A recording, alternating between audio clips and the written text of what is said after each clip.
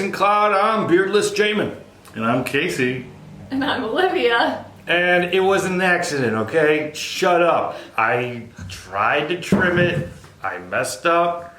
There's only one other thing you can do after you mess up. Leave me alone. It's not a big deal. Stop looking up at my faces. Jamin, you're making a video.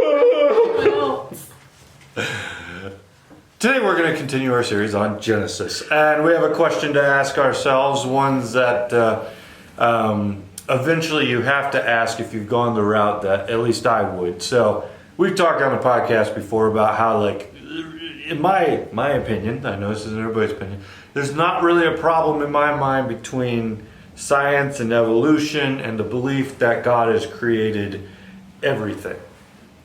Okay? Doesn't bother me. Problem is, we then have this question of, like, when you're wondering, like, if evolution is true, then are Adam and Eve, like, are they an actual person? Is it a story being told? What about genetically? Like, are they having kids and then their kids are marrying each other and having kids? And doesn't that, like, genetically kind of create issues? I'm not gonna lie, I did always wonder about that. Yeah, well, okay, so that's a question we have to ask regardless, right? Like, if Adam and Eve have kids and their kids have kids with each other or with their parents, like, these are the only routes we can go if there's only two people. So, I'm just curious, right off the top of your head, what are other theories that we could put in place as we kind of look at the Bible as to, is this the only way that it could work?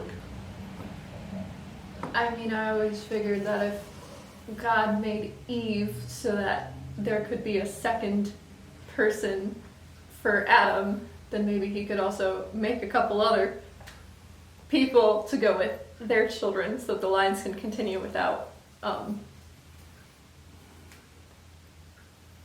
Brother, sister, mother, father relations. that. Yeah, okay. All right. But the question with that, with Game of Thrones being the thing,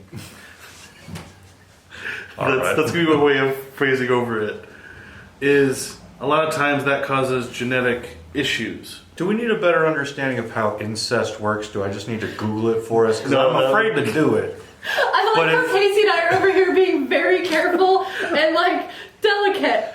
Not weird. Let's delicate. Look, there is incest in the Bible says it. quite a bit, especially at the beginning.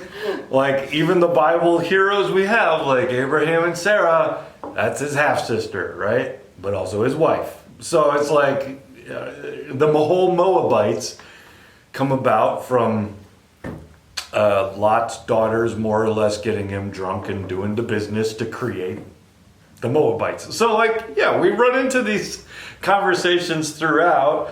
The question is, like, do we all just start with Adam and Eve and then children beget children from brothers, sisters, so on and so forth? And obviously we run into genetic difficulties if that is the case. It also, the Bible would say not to do that.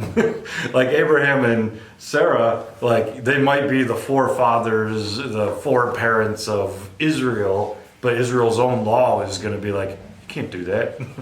Like, no, stop sleeping within your family. You need to look outside of that. So did God set it up that Adam and Eve would just kind of spiral from there? That is the question, and I think the Bible gives you an interesting answer. Because here's another question. Well, okay, so back to the question, are Adam and Eve real people? I'm just going to say yes, because I don't know where else, like, to start, like, your people if you don't. Also, Paul later is going to be, like, working off the premise of Adam as a real person. Do you fully have to go that way? Can you go full parable? You probably could. I don't see a reason to necessarily have to. I think you can start with Adam and Eve. So anyways, we're not scientists, but here's something that we can work off scripturally. I don't know if you've noticed, but, like, within the first few chapters of Genesis, they kind of leave Eden and then create towns and get married to other people. We have no idea where they came from. What's going on there? Where did these cities of people sprout up? Like, is there just so much time passing that it happens, or are these other people that already exist? Well, how much time passes between? Well, so that's going to be one of the first questions, because in Genesis, for the first few chapters, people live up to 969 years, like Methuselah, right? So, like, is it just like, and Adam and Eve did their business like bunny rabbits until all of the general area was filled with cities of people? Is that what we're doing? Which would be the job that God gave them to do. And so, with 900 years to do it, you certainly have the time to make it happen. So is that the route we're going? Because what we end up having, is, let's see here. We then have a story of Cain and Abel, right? And after that, we then have Cain knew his wife, and she conceived and bore Enoch, and he built a city. He called the name of the city after the name of his son Enoch. To Enoch was born Irad, Mahujalel, it goes on and on. And then we get, suddenly there's more people. This is the book of the generations of Adam. When God created man, he made him in the likeness of God. And here's all of their family line from there, and everybody who bore things, people. I mean, if there's going to be that many generations happening between, this area, I could easily see, does it actually say that Cain and Abel are Adam and Eve's only sons? No, because we get Seth to replace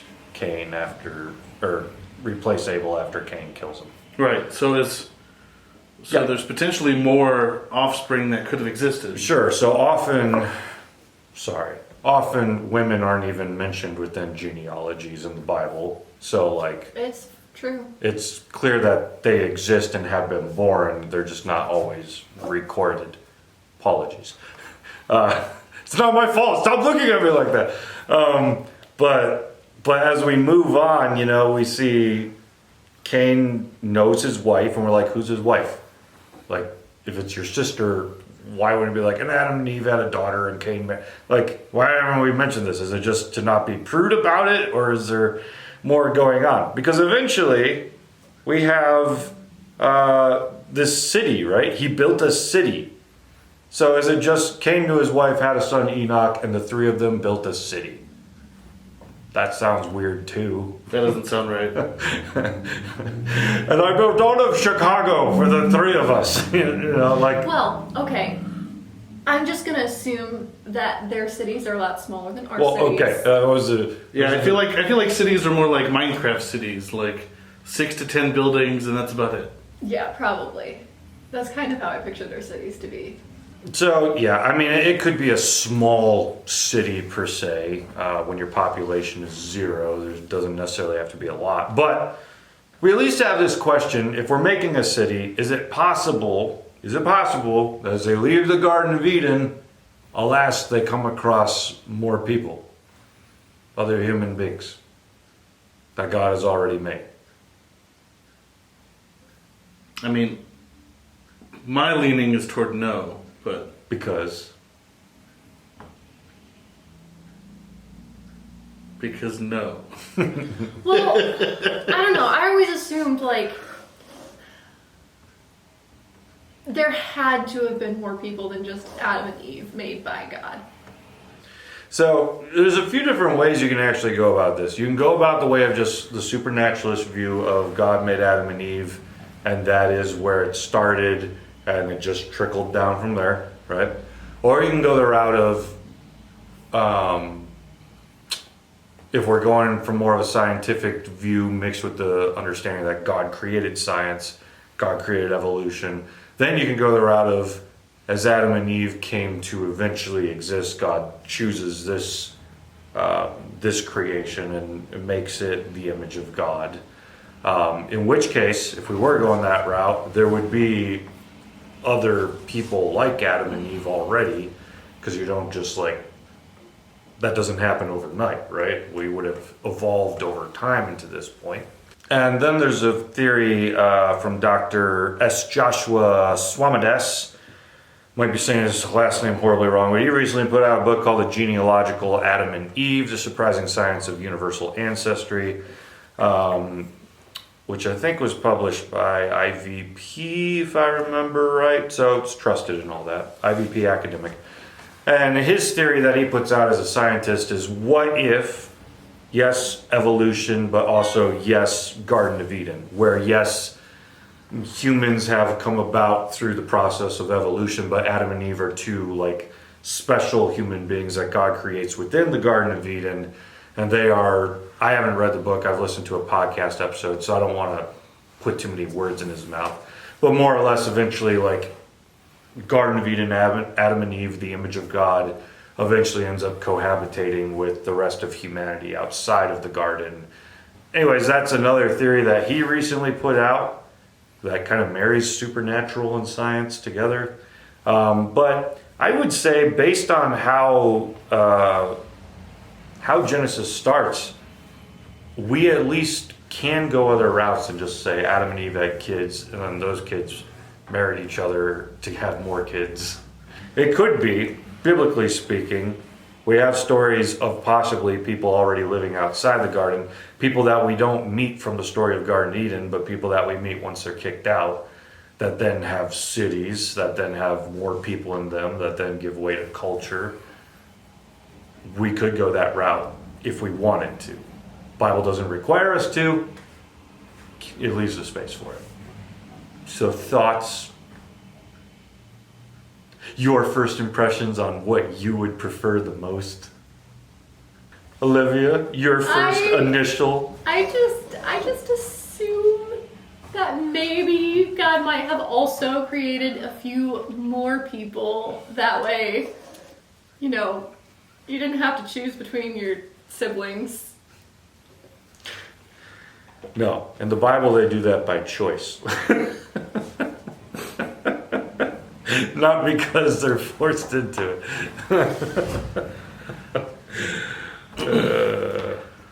So much on vulgar things I'm going to have to edit out of this. All right. Continue. Sorry. What were you saying? I mean, I don't know. If I go any further, it's going to sound really, really bad. So I think this whole episode kind of sounds really bad. So it's like, I don't know, the not naming the women in the genealogy is what's causing this to become hard. Well, yeah. But this is why you should, remember to also include the women. It just kind of makes things easier down the line. They come up in a second once polygamy shows up. I'm sorry. What were you saying? Nope, that's I think I'm going to end it right there. Look. All right, hold on. All right, hang on. All right. I think, for me, if this was your sister, I almost feel like the Bible would say it. I could be wrong, but Cain knew his wife. I don't know. I just feel like it would have left space. Like, at least when you're reading this, anyone reading this would be like, "Wait, who's your wife?" Right? Like, that is our first thought, no matter who you are. It's like, who's your wife? Where'd they come from? Which then naturally causes us all to ask, the first inclination, is this your sister? And then the second inclination, there's a city mentioned right around the same moment. Wait, are there other people? So I think we're left in like the ambiguity of like, choose your own adventure, which like, you eventually have to make a cause, as the Bible just doesn't want to be prude about it, so it's not saying it, or is it? What if this part was like censored while it was passed down at some point? Maybe, but they often will just. The Bible doesn't really censor things. It does, but also like. Other parts it doesn't? It leaves them. Euphemisms are usually, to our culture, euphemisms in the Bible are very vague. Like when you touch someone's feet and it's actually supposed to be their genitals, we don't catch that. So the Bible does care about like, let's not be too overly, but in this case, it doesn't say anything. It's just Cain knew his wife.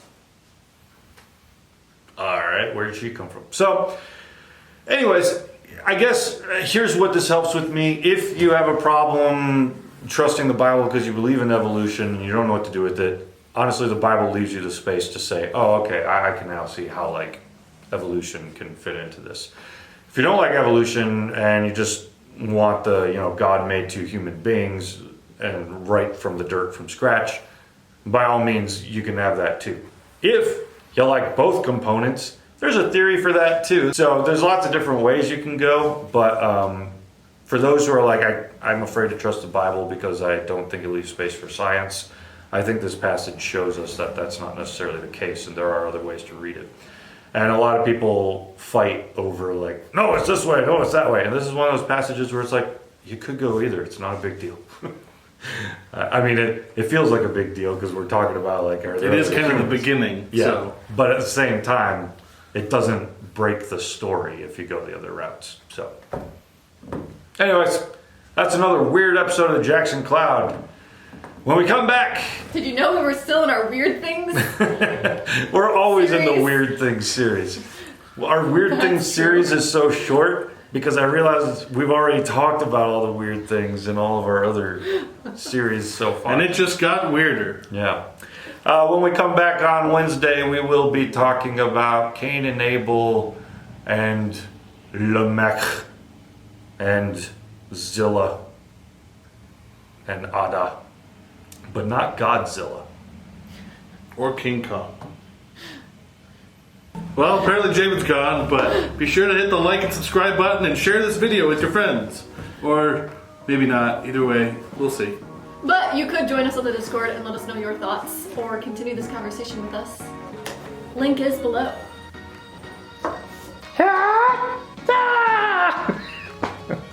What? Link is below.